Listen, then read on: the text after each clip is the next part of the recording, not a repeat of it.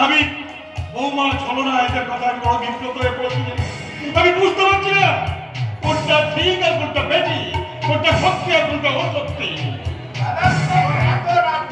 আপনি আবার এইসব সত্য অসত্যের গল্প শুরু করলেন কেন? তুমি এসেছো?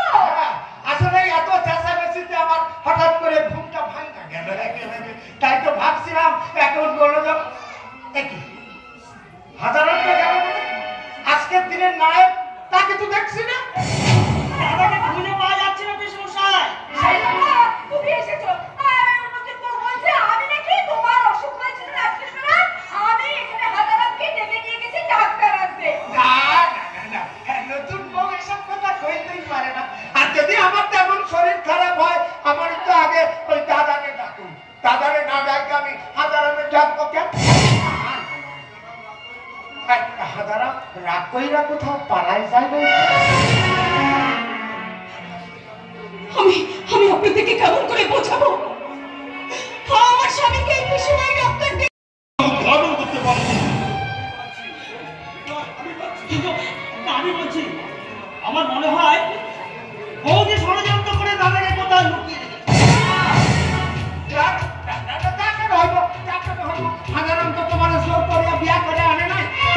তুমি তো নিজেই বউ সাইজা আমাদের বাড়িতে আসছো।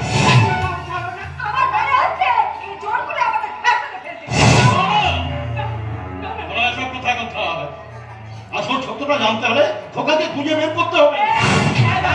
আর খুঁজে না পাওয়া যায় না, খুঁজে পেতে হবে। বাবা আপনি চুপ করে থাকবেন না, আপনার ছেলেকে খুঁজে বের করতে হবে। আপনার ছেলেকে না পেলে আমার নির্দোষিতার প্রমাণ আমি যে কিছুতেই দিতে পারবো না। তাই আপনার ছেলেকে যেখান থেকে পারেন আপনি খুঁজে আনুন বাবা, খুঁজে আনুন। আমি জানি সবাই